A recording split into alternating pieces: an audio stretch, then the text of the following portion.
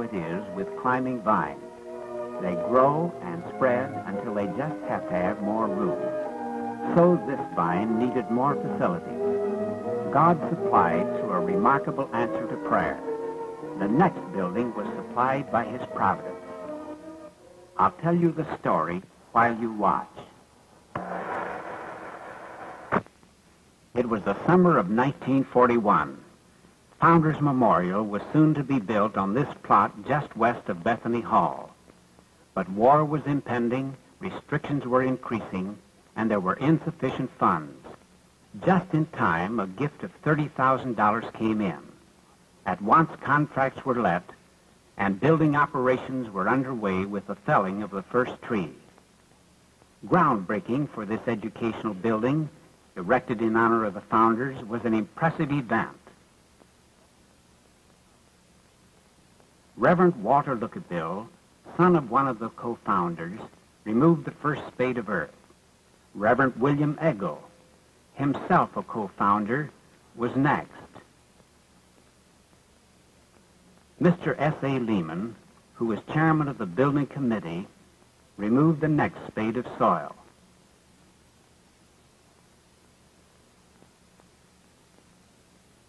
It took a lot of excavating for a building 165 feet long and 95 feet wide.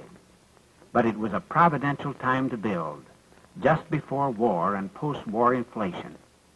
This magnificent building, apart from finishing of the basement, cost only $110,000. Now it would cost 2.5 times that amount. Builders worked hard to get the structure under roof before the cold winter months. Providentially, there were few delays.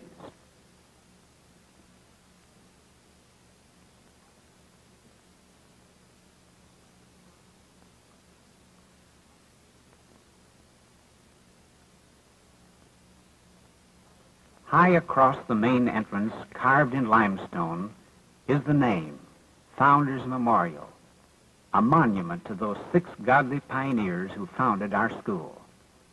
A gymnasium was built into this versatile structure, its roof supported by sturdy girders of steel. The gym was designed for double duty, a gym and an auditorium annex to the chapel for large assemblies. The weather was steadily turning to winter by the time the roof structure was ready for asphalt and tar, but it held good until the job was done. Eventually, the building was enclosed and work proceeded on the interior.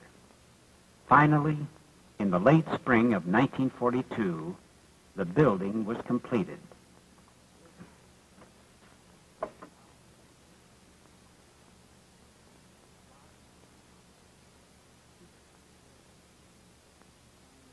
Throngs of people attended the dedicatory service on May 10, 1942. Dr. J.A. Huffman gave the address on milestones and memorials. President J.E. Ramsire offered the dedicatory prayer. In a few years, it became evident how God provided for the future by making this building possible. It was here to take care of the dynamic increase of post-war enrollment. Without it, the college could not have carried on such a sizable program. Now the school had all these facilities: auditorium, gymnasium, music and classrooms, and space which later became a beautiful dining hall and a fine student lounge. Later, 2 more buildings went up. Providence Hall, a dormitory for nearly 70 girls. The most recent was Residence Hall, built at a cost of $60,000 to house staff families. No public appeal was made to pay for this building, but again, God, in his great faithfulness, supplied the need. In addition, 5 college-owned residential apartments housed student and staff families. Now, as a multiple building institution, there was room for growth in other areas. In a few years, 4- and 5-year degree courses were added. Also, the Missionary Church Association authorized the change in name from the Fort Wayne Bible Institute to Fort Wayne Bible College. And as the current catalog shows, The college is now accredited by the Accrediting Association of Bible Institutes and Bible Colleges in the Collegiate Division, of which it is a charter member. Credits are also validated by Indiana University. Also, opportunities have broadened to include training in Christian journalism, institutional child care, gospel radio and television, and missionary nursing. The college has served other denominations by official representation on its governing board. These have included United Missionary Church, Christian Union, Evangelical Mennonite Conference, and the Christian and Missionary Alliance. Along with its achievements, the college continues to maintain a Bible-centered curriculum, a practical Christian service program, a missionary outlook, and a spiritual emphasis.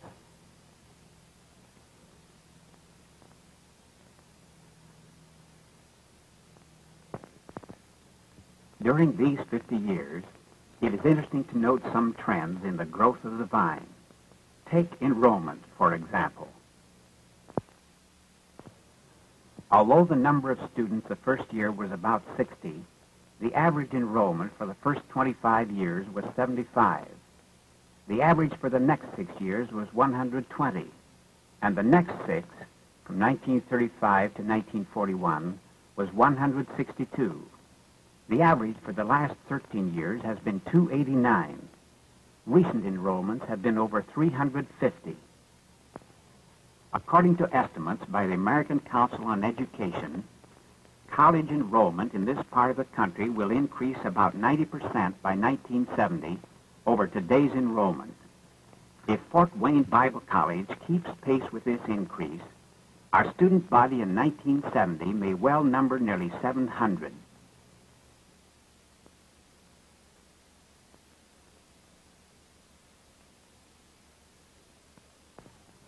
Will we have the facilities to take care of them?